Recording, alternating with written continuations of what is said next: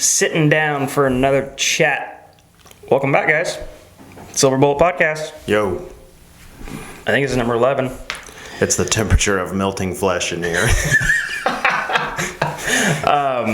Yeah, we are in a very small and enclosed room. Colton doesn't have pants on right now. Yeah, you can't tell, but no. It is very warm in here. So if you're watching this, we apologize because we're probably going to be sweating pretty quickly. Yeah. You right there? I'm good. All right. Today on the podcast, guys, we have a couple myths that we want to essentially talk about, but instead of really getting into the myth itself, we want to kind of break down different diets, okay, different nutritional guidelines. I personally hate the word diet because most diets are, usually you think of a diet, you think of caloric restriction, and the more that you guys hear me talk, the more that I hate, just the understanding of caloric restriction, God, can't eat, you know right. what I mean? So I like dietary guidelines, nutritional guidelines, stuff like that. Mm-hmm. So we're going to go through some different diets, different nutritional guidelines, and kind of talk about when they would be beneficial for a specific person. Right. Because there's a ton of them. Yeah, there's a ton of diets. We are not dietitians. We do have a lot of experience in the this field, and with just several ways of an individual can consume for a specific goal. But we're going to allude more to reducing symptoms, performance, losing body fat, everything that we would do through health and fitness. Yeah, right. And it's funny you brought that up. I was going to make a point not to mention dietitians. Me and dietitians don't get along very well. Most of the ones that I do know. Mm-hmm. And there's a little backstory by that. I used to work for a hospital. I used to actually write fitness tips for a very, very, very large hospital in Indiana that would go out to all however many thousand employees, including the doctors and everything. And the only people that would throw fits about my fitness tips were the dietitians. Yeah. And they were all overweight and sedentary, and the last person I would ever take dietary information from. Right. Yeah. And I'm not going to loop everybody into the same bucket here, but it seems like for the most part, and I get it that there's a lot of specific information that they have to push out, and there's things that we do that cut against the grain. So there's a meshing issue there. Mm-hmm. But anywho, that's neither here nor there. I'm not a dietitian, nor do I ever want to be one. Right. We'll put it that way. Yeah. But you do have some advanced qualifications in which you can teach nutrition. I believe so. Yeah. Yes. A lot of my educational stuff that I learned pushing nutritional stuff nowadays, it didn't come from school. Yeah. It didn't come from college. Mm-hmm. That's for sure. It came from a more holistic understanding to health. Right. And performance, honestly. You can take holistic practices and put it into performance. Mm-hmm. I think you'd be silly not to. I think you and I talked about Ray Allen one day. Yeah, the dude's nuts. The dude is like a physical specimen. Yeah, and he could still play in the NBA. Absolutely. And the dude is very, very well rounded with his health regime and his, Well, that's we are not going to discuss this on this podcast. Oh, maybe we are. I don't know. What's the vegan Olympic lifter? Kendrick Ferris. Yeah. So whatever an individual chooses to pursue as far as health and performance, they don't always have to be separate. No, not at all. Yeah. And he swears by it. He's like, my life changed that way. Mm-hmm. And there's a lot of people that go out there and that are vegans that can perform really well. It's not the case for everybody. Right. It's just not. The same flip side of that, there's, you get talking about Sean Baker and who's the other guy that does a carnivore? Legitimately, you eat meat and that's it. Mm-hmm. You know what I mean? And that fits for some people. Joe Rogan tested it for 30 days, I think he did. Mm-hmm. And he had some of the worst digestive issues, the first 10 days. But after that, he got down to literally his leanest state, and he had the lowest amounts of inflammation, A1C markers, stuff like that. And his body just felt amazing. But there was an initial surge where he's like, I'm dying, I think. You know what I mean? And it fits for some people. Yeah. Food consumption should be the thing that you can adhere to, you can be consistent with, consistency. And first podcast. yeah, you should consume hopefully in a way that fits your lifestyle, fits your goals, but have the understanding that it's probably going to be different than what everyone else is doing. Well, That's the thing that drives me nuts is people will bash a particular way of eating or a diet just because it didn't work for them, and they'll do everything they can to like study and research against it. That doesn't mean it's wrong. It just isn't right for a specific population. Google did you wrong. Right. And countless times we see that. You know what I mean? There was a social media. We put a lot of social media things out for our gym here at Reclaim, and there were a couple people, were prospect members that were like, "Well, do you guys support intermittent fasting?" And it's like, I just hopped on there real quick, and I was like, "We support a lot of things that provide, providing the fact that they will give you substantial and long-term results." Right. You know what I mean? And like, well, good, because fasting is the only way that I've seen results. I'm like, okay, that's great, but that doesn't work for everybody. Sure. You know what I mean? And to say that, and it might change. Absolutely. And there's, and to say that, okay, I'll only go do this, fitness, regime, or I'll only go to this gym or be friends with you or do this or appeal or listen to your information if you believe in fasting. It's like, that's not the thing. Like there's information that supports just about every diet out there. Yeah. And there's a time and place for every person to do it. Mm-hmm. And so, don't get me wrong, I bash on a lot of diets because I think they're just downright stupid. But the bad part is that some people see results from them initially. And there's some diets that are out there right now that there's no long-term studies on because it hadn't been long enough. Right. I just gave a diet to a woman we just signed up a few days ago. She struggles to gain weight, and I asked her, I was like, do you she actually has a condition, where she really does struggle to put on weight, and she just eats frequently. And I said, do you like ice cream? And she was like, yeah. I was like, take some protein powder, mix it in with your ice cream, and just pound that stuff before you go to bed at night. And she probably that is not something that I will, tell a lot of individuals to do. But if she can make it work, go for it. Something that's super caloric dense, go for it. I think there's, I don't know. It's one of those things where there's a weird misconception with nutrition. It's got to be, X, Y, Z. It's got to be clean. It's got to be measured. It's got to be this and that. It just has to make sense for you in your situation. Right. Okay. And that is, doing the dynamic nutrition coaching that we do here at the facility, that is where a lot of the misconceptions kind of get blown up. Where it's like, well, I thought I always needed to be X, Y. I said, for most individuals, yes. But you are specific because of this variable or whatever it is. And they're like, so it doesn't apply to me. And I'm like, no. That's why you can't just assume that everything that the bulk majority, we're going to tell you to eat low inflammatory foods. You're going to eat real food. You're going to, consume moderate amounts of protein. But a lot of people will get to the point where they do some of that stuff and it plateaus and they're like, now what? Right. And they get like, okay, well, they talked about fasting one time. Let me try the fasting. And it's like, okay, well, actually, now I'm going backwards, There are variables that each person has that makes them different from somebody else that will require them to have a different approach when it comes to nutrition. Yeah. Right? I think that was one of and I apologize to our members if we led you astray and gave you information that took you down the wrong path.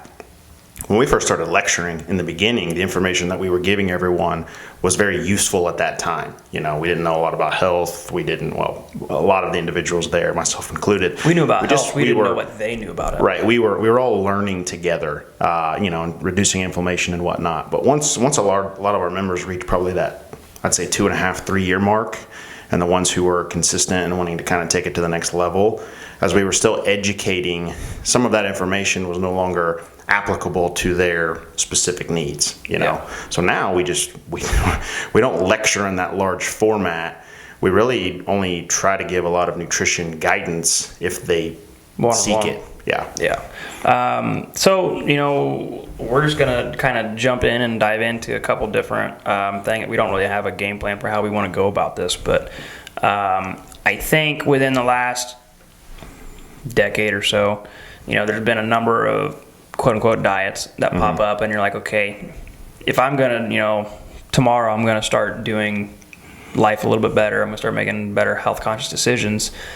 Oh, I better get on a diet. Like, what do you choose and why? You know what I mean? So I think of, when I think of popular diets right now, I think of paleo, I think of keto, I think of low carb, I think of, help me out. If it fits your macros. Macro counting. Yeah. I think of fasting, both long-term and intermittent, excuse me. What else? Am I missing any other ones?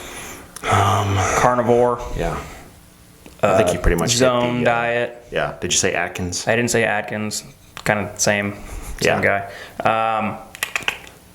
Okay, we can go into Weight Watchers. We can go into then you have specific, things that are trying to overcome, like the GAPS diet. GAPS diet, yeah. Yeah. So obviously there's plenty of, possibilities for diets going out there. But I think that it would have you'd have a better ability to pick and choose from ones that you should probably try, not by looking at the people and what they look like who have tried them, but instead asking yourself, what is this diet going to physiologically do for me? Right. Okay. Yeah, I think we should bring up what it physically is going to do. The biggest thing when individuals are pursuing a diet. Sometimes we look at all of that information and they're like, all right, which one of these allows me to do what I want to do? Absolutely. So there's that as well. Yeah. You want to start there? Sure. Let's do it. So let's talk about the keto diet for a little bit. The keto diet is quite a interesting. It's not a new diet. Like, it originally was kind of created. I don't know if discovered is the right word, but they used the keto diet essentially to treat epileptic seizures in children. And this was kind of, I'd be wrong if I gave you the date. I think it was the 80s or 90s, maybe earlier. I can't remember. Essentially, epileptic seizures in children, they're like, okay, if we know that the brain runs off of fat and likes fat as its fuel source, let's get rid of the carbohydrates and blood sugar and force the body to run off of fat. And the brain had profound control of the epileptic seizures. It had nothing to do with body fat. Right. It really didn't. But then, come later years here, we start looking at it as, okay, if I only put fat into my system is forced to only burn fat, okay? Which makes great sense in theory. And if you can accomplish it, it will in fact work. I'm here to tell you that if you're driving through Wendy's drive-through and you're getting a Baconator without the bun, like, I can guarantee you that you're not keto. Right. And here's the thing, like, people don't understand is they're like, but I'm seeing results doing this because I'm doing what Facebook tells me. Like, it cracked me up. Like, when keto started really bombing the scene, 2 years ago, something like that. Like, you would see, like, here's your Taco Bell keto menu, here's your Wendy's and your McDonald's, and I'm sitting there just scratching my head like, y'all don't understand half of the stuff that are in the sauces on all of the food that you're eating will knock you out of ketosis, right? Well, even in dairy is super, like, insulin, whatever the word is, like, it's going to raise your insulin markers. Well, there's you think of milk, there's sugar in milk. Like, your body, sugar is like crack to your body. Okay, forgive me for using an insensitive term, but like, your body will always prefer carbohydrates in the form of sugar for fuel. If it's there, it doesn't matter if you've been 10 days or 10 years burning fat. If it's there, it will take it, and you are all of a sudden knocked out of ketosis. So there's the mindset behind it. Like, I understand, I get it, but like, most of the people fail to see real results with ketosis, or they yo-yo really hard. And I honestly believe that nobody was actually physically in ketosis. One, because nobody checks it. Okay, and the most accurate way to do it is blood sampling or urine sampling to check your ketone levels. Okay, and then usually it's like mild, medium, or high, or something like that. The strips. Yeah, but here's the thing. Like, of everybody that 2 years ago was doing keto, I don't know one of them that's still doing it. Right. And mind you, for body fat loss, because I know somebody who's doing it for controlling their migraines, and it works great for them. Right. So like, there are specific things, and that just it goes back to, okay, you want to do this diet, but why do you want to do this diet? Do you want it because you're somebody who struggles with seizures or migraines or something like that, and like, this makes sense and it fits? Or do you want to do it because you want to still smash cheese and cauliflower breadsticks and the Baconator without the bun on it? Like, you know what I'm saying? Like, the one thing you're probably not willing to give up is probably the thing that's holding you back anyways. For sure. Yeah, that's the question. If your goal is to lose body fat, we have to ask the question, why do you have X amount of body fat to lose, or why are you currently not losing back? And usually it's because you're not giving up the thing that you need to. Right. Yeah. So, I think keto sounds great in theory. I don't think people follow it to its designed T. And there are people out there who have extremely good luck with it. And there's, like most people say that women don't do really well with keto. I've seen somebody do amazing things with keto, but like I was in control of it. Right. Like I told her what she could and could not consume, and it worked really well. So I just don't think people follow it well enough. Yeah. And the most people who see the results early, like within the first 3 to 4 weeks, more than likely you're not in ketosis. You're just low carb, which already is a red flag in my mind. It's like, okay, all it took was removing processed carbohydrates from your diet to get you to these results. Like, why are we even doing this anymore? Right. We can manipulate your diet into a lower carb diet, or just removing the shit that you eat, and like literally your body will shrink. Yeah. So that's always been my standpoint about the keto diet, and it does work. I get it, but too many people want to do the keto diet because they want to keep eating shitty food. Yeah. We don't need to elaborate anymore. No, I think we'll move on to the next one. What's the next one you want to talk about? Let's talk about intermittent fasting. Okay, let's go into fasting. Here, you take over. Sure. I'll let you talk. I've fasted for, probably over 10 years now. But the whole For reason, those of you that don't know what James looks like, he's about 5'11", 5'10", about 216, 220, and pushing about 18 and 19% body fat. Pretty rock freaking solid. Yeah. And he fasts. So people are like, oh, I want to fast. Okay, Sure. go ahead. So, yeah, I like endeavored into fasting for the sole reason I was like, that's dumb. It's not going to work. Like, it's a horrible idea. And then I started to see results from it. And for me, the reason that I like it, it has nothing to do with performance or aesthetic. It has everything to do with lifestyle. For sure. It just makes things easy. I can eat the bulk of my food in the evenings before I go to bed. I can enjoy meals with my family. Like I joked around with you the other day. This isn't advice for everybody. Oh gosh. But, if I have a day where I haven't eaten a ton and, I need to throw it down, like I can eat a bag of granola with whole milk and probably consume 3,000 calories before I go to bed. But I don't have I don't have a bad relationship with food, so it doesn't affect me in a way that I'm like freaking out about my body fat percentage or anything. Honestly, I'm more, hey, how's this going to help my workout tomorrow morning? For sure. That's what's going through my mind. Now, through just helping a lot of individuals with their hormone coaching and just with their own like nutritional needs, fasting is not the best way to, I would say, achieve health. If you are already healthy, it's probably something that you can maintain. That's how I use it. But if you're an individual that hormones are they don't function properly, there's some dysfunction there, or you're trying to potentially decrease body fat, you want to gain a lot of muscle, it is restrictive. I mean, you have less hours that you consume, so it's not going to be the most advantageous thing. For some, the health benefit will come from just doing a long extended fast once a month. Once every 60 days, I still firmly believe in fasting, but not the intermittent for everyone. Right. And that is a big key that I was going to get at is, if you are in a healthy state, there's plenty of health benefits to fasting as far as what it does for reducing inflammation and for, promoting cellular autophagy, where your body is just kind of cleaning and getting rid of dead cells, and it's just rejuvenating itself. Okay. You think about when you're sick, what is your body telling you that it's hungry for? Literally nothing. Like it wants no food. It wants to fast for an extended period of time, so that way it has a chance to heal itself. So like from a healing standpoint, that's great.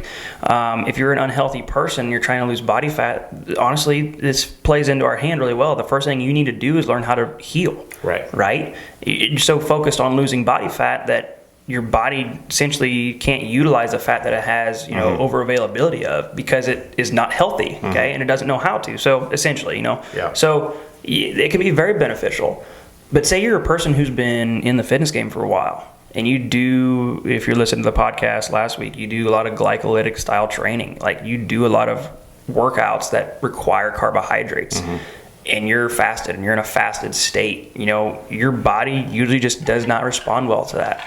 You can store up to X amount of calories in your muscle glycogen, as far as, having carbohydrates ready to be used.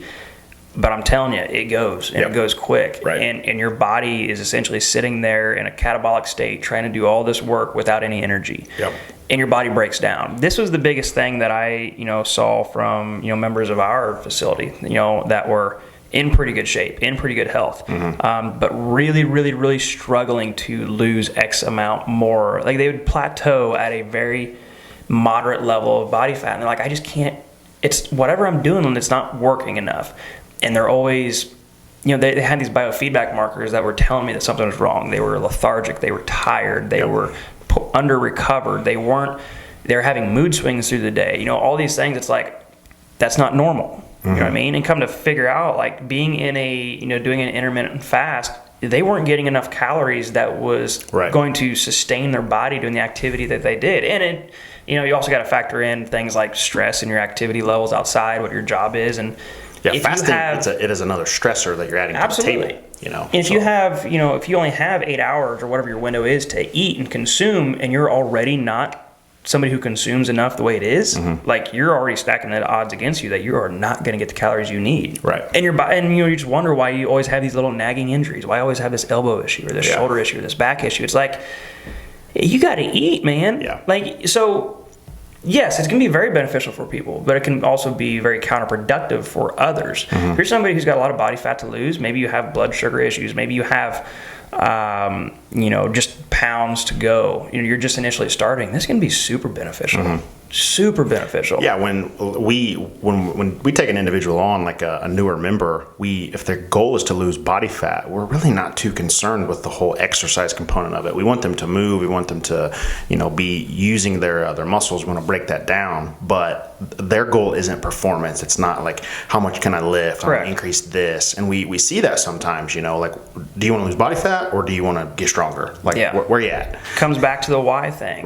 And whenever we're talking about, setting goals and stuff and lifting and exercise, nobody wants to commit to that, because, like, I want the best of both worlds. But you got to ask yourself that even with the diet, and how it correlates and kind of works with the exercise that you're doing. Like, and once again, we did this on the podcast last week. Like, I'm not going to consume a diet that doesn't support the exercise that I like to, or like that I do, that I enjoy doing. Like, it doesn't make sense.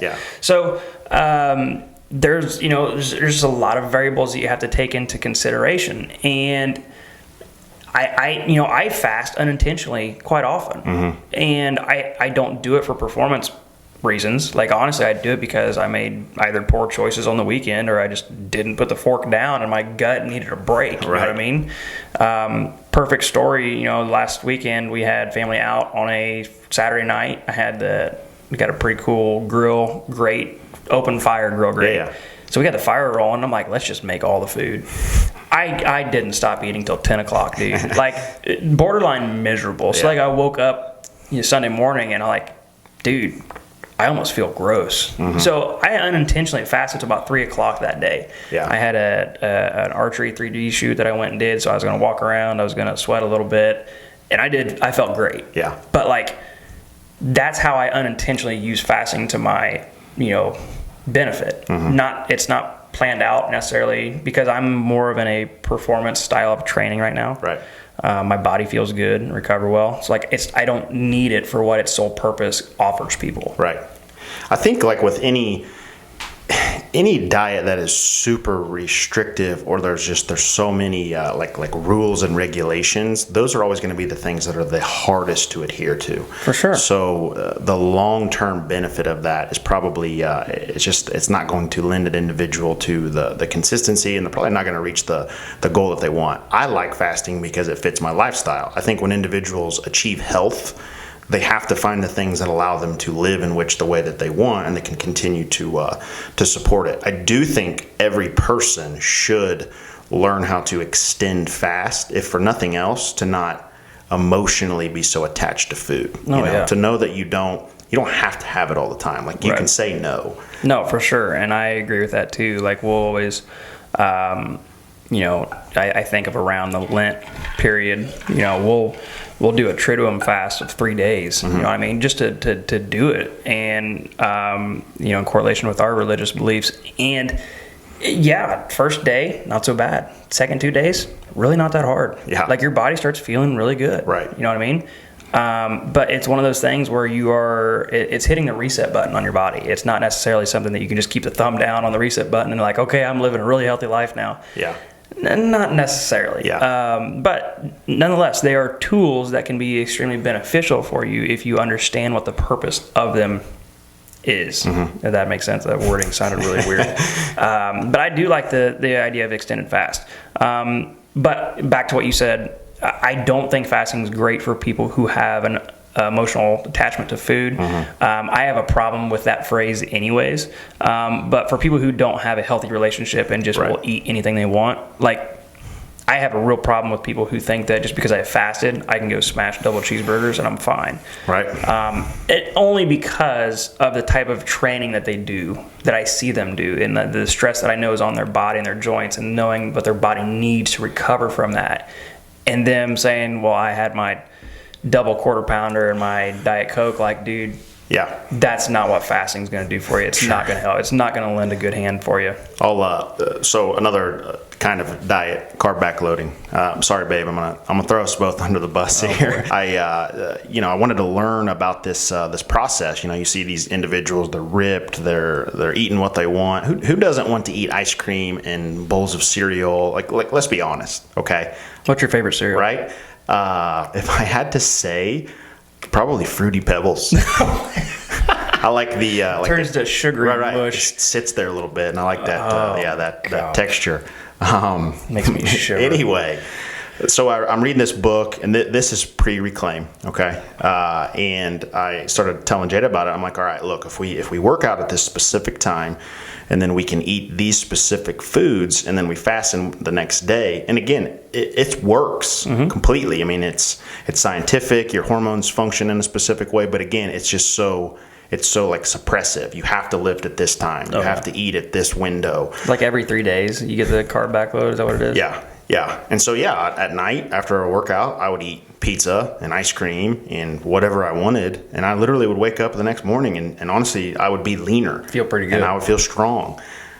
It's not healthy. No. And it's nothing that you can do long term, especially when you now owning a business and having children. Like, it's just not.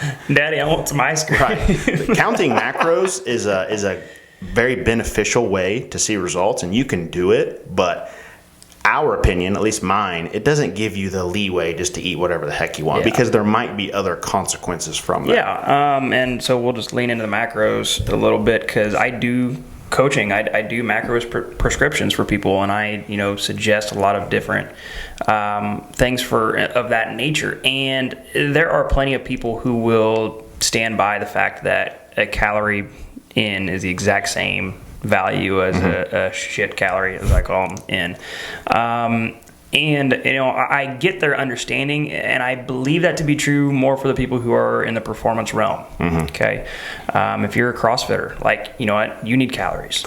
Yeah, get the calories in. If you're lean and you eat a Snickers, your body knows what to do with the sugar, the fructose in it. Right. I'm working with Billy Bob over here, who's 85 pounds overweight and has a double knee replacement scheduled for 2025, but he has to lose 100 pounds first. You know what I mean? So I'm not going to tell him, hey, as long as you hit your macros, you're in good shape. Like, I don't think that way. And it's more or less my demographic that I work with. I work with plenty of athletes, don't get me wrong, but the bulk majority of what we do here at Reclaim is working with people who are trying to lose more body fat and look better naked. So, and most of them are out of their athletic prime. Yeah. Don't get me wrong. We have some physical specimen in here that can do some amazing things, capable of the human body in their training, but we're not in competition. Yeah. So if we're not in competition, like, why would I even suggest that should be a good thing for you if I know deep down that, hey, eating your glazed donut burger, even though it fits your macros, like, it's not healthy for you. Right.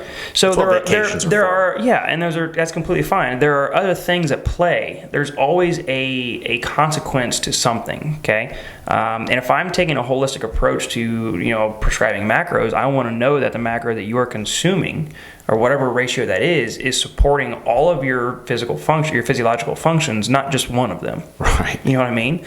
Like, it cracks me up. There could be a difference between you going and consuming, I don't know, mine's going to draw a blank here, but like, if there's the opportunity for you to consume carbohydrates after a workout, like, and I know that you need a quick absorbing carbohydrate, I could easily give you some cyclic dextrin or something, some kind of, supplement, or I could tell you to go eat a banana. You know what I mean? So like, it's just one of those things where, I'm going to get more out of the banana, just from different fiber, different antioxidants, different vitamins, it's like, why wouldn't I go that way? But I also have athletes in here that I'm like, hey, you need to be, popping, at least 30 grams of dextrose in your supplement. Sure. So like, there are different people here. Yeah. But that's one thing that bugs me, is because it's similar to the fasting. People jump on the macro wagon like, hey, can you program my macros for me? And I'm like, no. Yeah. They're like, well, why not? I said, you can go program your macros on MyFitnessPal, and they'll probably give you something crazy to follow. But if that's all you're looking for, so that way it justifies your crappy eating behavior, we've already stacked the deck against you. Like, there's more to it than that. Yeah. And it'll be a fun conversation to have. I'll have one of my macronutrient clients come on here and talk one day and kind of go about her transformation, because it was an eye-opening experience for her, because she was one of the people that did the fasting, and it didn't work. Yep. And it was fun to watch the transformation of it, because it's like, this is where you were supposed to be the whole time. But no fault of anybody's, just kind of went through trial and error to figure it out. So yeah, macros have a place for sure. Keto has a place for sure. Fasting has a place. What about paleo? Let's talk about paleo. I think for a while, I think everyone thought that was the only thing that we believed in. Yeah. And we appreciate paleo. I appreciate paleo in the sense it helps individuals eat more vegetables. If nothing else, that's one thing it's good at. We like paleo because it allows an individual to hopefully reduce inflammation. Yes. It's going to remove the things from their diet, their nutritional, plate, that are probably going to cause a lot of those markers for inflammation. So if we can eliminate as much of that as possible, again, we heal, then we win. It's easier to build muscle. It's easier to decrease body fat. It's easier to do everything. Yeah, your body's is better off. Yeah. And if you continue in that, that paleo journey for a while, now once we've grasped all of the health, let's dig into a little, like, something else. Let's press into something else and see how we can see more results, whether it's performance, aesthetic, or whatever. Right. I think, we use paleo a lot. But I want to say, especially when CrossFit came out, that paleo really kind of took over the scene, and it was really just like, look, and honestly, I would have picked the exact same if I was going to wrap a training methodology around a nutrition methodology. Like, it's a perfect pair, because I'm like, hey, I want the most people to start seeing the best results fast. Like, put them on a paleo diet. Right. You know what I mean? Like, legitimately eat your meat and vegetables, and that's it. You know what I mean? It is restrictive, though, just like you said. So, like, there are things that will pull off of your plate, but those things that it's pulling off are probably the things that are causing you the biggest issues right now. And the things that are only allowed on the plate are meant to have healing properties. And so it's one of those things where it's like, this can be super, super, super beneficial, but there are some certain fallbacks in my mind with paleo. One, I just don't think it's very sustainable. There are too many times where, having to be fit, and I'm not saying that you can't, like, you can. I'm just being realistic with a lot of people. You're not going to go to a family party and be paleo. You know what I mean? Unless you're bringing all your food. Right. It's possible. Well, and then all the garbage that's out there, like, have these paleo cupcake muffin pies or whatever. No, that's not. It's got 1,000 ingredients in it. That isn't paleo. Right. But that's that was going to segue into another thought that I had. Yeah, it's so minimal ingredient, and half the things that we look at as healthy these days are being replaced by something that causes twice a reaction to the original thing we were trying to get rid of. Right.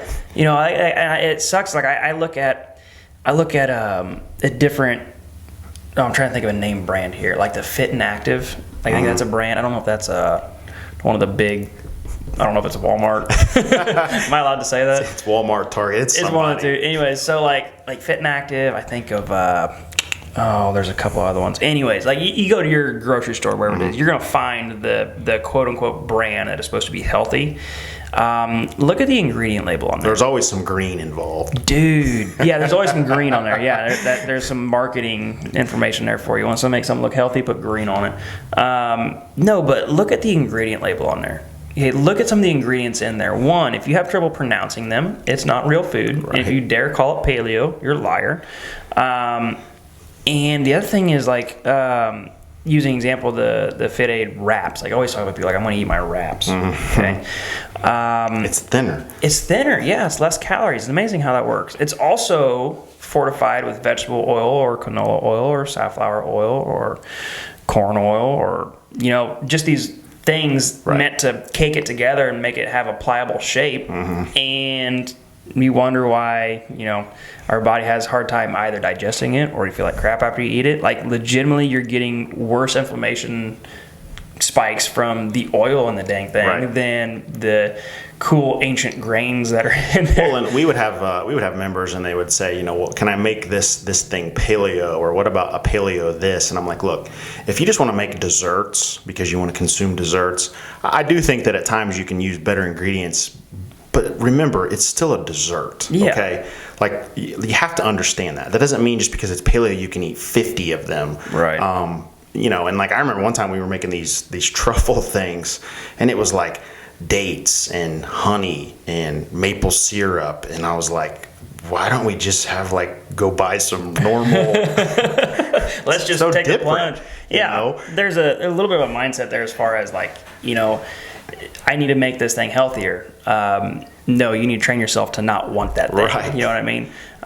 Which I get it. I fall there too. Look, and there's a really rough dynamic in my house because I'm not a sweet tooth person. My wife is at times. Sorry, dear. But there's every once in a while where I'll be like, hey, I'm gonna have some milk and cookies before bed or something. But it's it. Like I'm not trying to hey, babe, I need some pumpkin paleo, some kind of crazy cookies. I'm getting a sugar craving. I'm like, no, I eat it, and guess what? You're done. I'm done. Sure. I'm okay. Yeah, when I want something sweet, I'm gonna get some ice cream, and I'm gonna move on. I'm not gonna try to go source some, I don't know. Yeah, I don't know either. Yeah. And we're getting a ways away from talking about being paleo here, but that's kind of the thing we're talking about because it is so restrictive. So everybody's trying to figure out, okay, why or how can I make it paleo? Right. And then the thing is, I see there's a long chain linking effect here where people are just trying to find ways to justify wanting something that their body doesn't truly need. Mm-hmm. You know what I mean? And I get it because we're human. We want sweet things. You got a bug in your drink that looks gross. It's all good. Got you.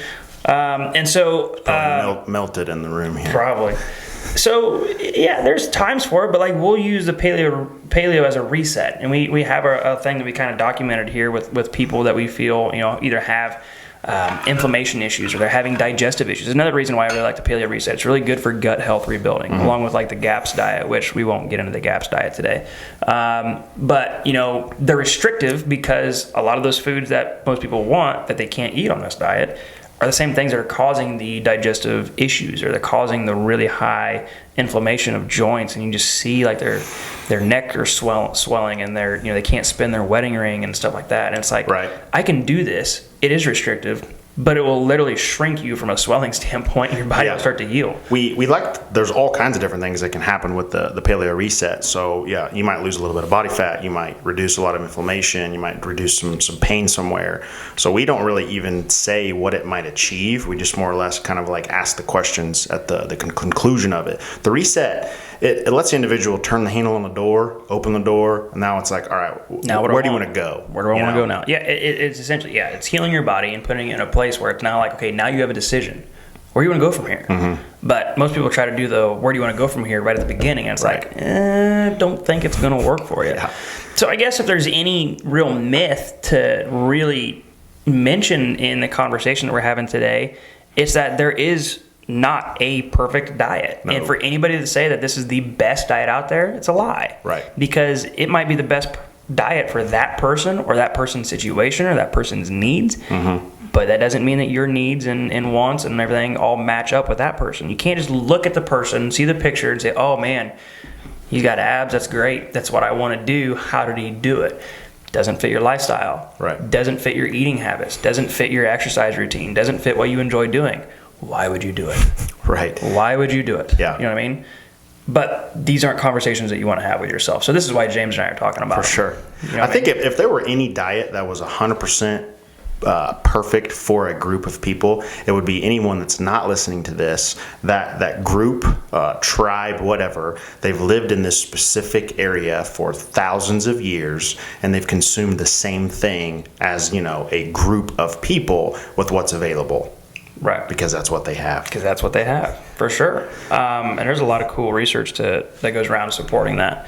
And we fault ourselves a little bit here because we'll, suggest more, Mediterranean-esque diets, and we're kind of going off of regions because of what regional people have at their disposal, right? And it may or may not fit because we're kind of transplanting somebody from the Midwest here and saying, hey, you need to eat nothing but fish and olives and everything. It's like, that's not what that person's genetic code is essentially hardwired to. And, there are times, and people think that's kind of weird, but it's like nobody wants to draw a connection. Like when it's winter time here in Indiana, what are we all eating? We're eating root vegetables. Why are we eating root vegetables? Because there's nothing of fresh produce around. But when the spring, the summer comes, it's like we have all this good stuff. But some people would rather, pay to have things shipped in from, somewhere else, which is great. If you get high quality ingredients, fine. That's awesome. But like there's a hard grained wiring system that's like, hey, this is what we are kind of meant to be consuming at this given time. It's what's available in your area. The more seasonally you can eat and be consistent with it, I personally believe just the healthier you're going to be, long term. And a lot of people, we go back to the I can't remember what podcast I was on, the triangle of awareness one that I was talking about. Like if you draw a triangle and at each point you have one point that says health, you have one point that says performance, and you have one point that says aesthetics. Okay, so how you look. Pick one of those points that you want to be in, okay?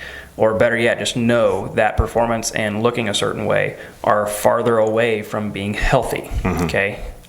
You can have them all three, but you cannot have them all three peaked at its best possible, availability at the same time. So for people, it's like, well, I need to get, I want to look a certain way. I need to look jacked and everything. We're teaching you to be healthy first. Because when you have the ability to be healthy, you can go both those directions, performance, or you can go aesthetics. You can look a certain way. But if you're not healthy and you're trying to get to aesthetics, you can create more health problems for yourself. And this is why, the way we go about nutrition stuff is so, in my mind, different. You know what I mean? I could care less if you ever get a six-pack. But you know what? If you're getting 8 hours of sleep and you're in a good mood and every time you see me, you give me a big hug, like I'm cool with that. I'm down with that. It's just, a lot of people don't want to put that kind of physiological, tie-in. People are like, hey, you just tired and pissed off at 2 o'clock every day. And it's like, that's not normal, you know that, right? So many individuals. I've had a conversation with like 20-some, people inquiring about memberships. And the thing that everyone has in common, we all want to feel better. And I've never had anyone, whether we've coached them to that point, once they've reached that aesthetic goal, how do you feel? They probably haven't reached the specific thing that they're after, because usually health is what's going to make you feel better. Health trumps everything. It really does. So I guess, if we were going to tie in, even if you're still listening to this and kind of confused about what dietary guideline you should be following, okay? First things first, ask yourself what the purpose of your goal, or what's your goal? Okay, for most people, it's trying to lose body fat. Okay, just try them all. yeah, try them all at the same time. Try and lose body fat. Okay, what kind of exercise program are you following? Okay, refer to the podcast we just dropped last week about energy systems and knowing what to consume, and then kind of do some research on these individual diets that we've talked about today. But if any of them sound, and some of them might sound kind of daunting and confusing because they are restrictive or they have a lot of rules and things you have to follow, the biggest thing that you could do for your health, because mind you, if you get healthy, you can have whatever you want as far as athletics or athletic ability or performance, or what was the other one? Aesthetic, performance, health. Performance and aesthetics, okay? Just eat real food. Yeah, Jerf, Sean Croxton. Jerf. Yeah. Just eat real food. That is the best thing that you can do. And side story, and I was telling James about this the other day. I was working with a guy, and I said, hey, I was tired of seeing him in pain. Mm-hmm. He's always in pain. Knees, shoulders, back, tired, not sleeping, kind of grumpy. It's like, are you tired of this yet? And he goes, I've been tired of it. And he's one of the people that asked me, like, what can I be taking to do this? What can I be taking? I was like, no, let me see what you're eating. Mm-hmm. And I was like, not good. I said, dude, give me 21 days. All right. Literally, all he consumed for 21 days was a meat and a vegetable and water. And the meat, I said, preferably if it's on a bone, that'd be best. Because if it's on the bone, I know it's not processed. Like right. They're not. I don't know if you guys have ever noticed that, but no processed foods have bones.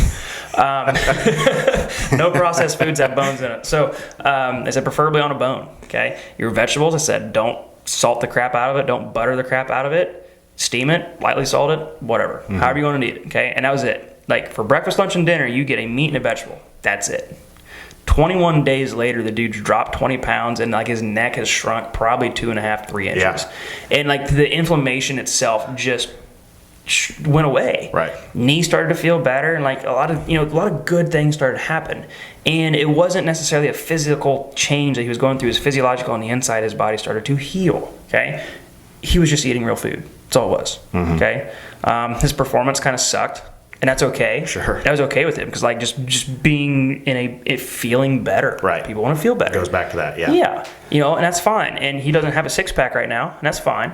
But we were moving more towards health, and we get to that more healthy part. It's like, yeah, now where do you want to go? Mm-hmm. And so there's anything I can tell you guys, just eat real food. Yeah. And really ask yourself, if this thing has 12 ingredients in it, is it real food? The answer is no. Learn how to do some knife work. Get your vegetables whole, buy your meat from a local trusty provider, and just start to learn how to cook real food. Like that's the best thing you could do. We'll be bringing that soon. Yeah. It's coming. I'm pretty excited about that. Yeah, many of you guys many of you guys listen to this anyways.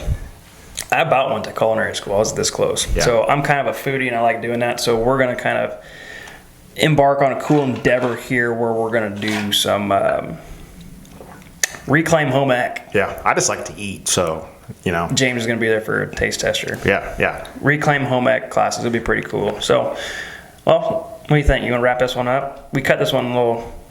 No, not too bad. We're actually pretty good on time. I think we're good. Yeah, so food is a quite a touchy subject for a lot of people, especially when you get talking about diets. But a couple of cool little pieces of information you guys can hopefully take with you and apply. Feel free to reach out, questions, silverbulletpodcast@gmail. It is live. I do have that down, so use that if you like. silverbulletpodcast@gmail.com in case you guys have specific questions you like answered or things you want us to talk about. Facebook, YouTube, all those fun things, the whole like, subscribe, share, all those things, tell your brother, whatever. I'm continually amazed at who has been reaching out to me and being like, hey, I heard your podcast. Some dude told me to turn it on. I had no idea who it was until you were talking and about ran my car into the side ditch. I'm like, well, that's cool. Yeah. So, small world. So, we're going around. I'm glad it's helping people. Yeah. We're having fun doing it, but we're going to get some AC in this room. Maybe, I don't know. Until next time, guys, this is Silver Bullet Podcast. Peace.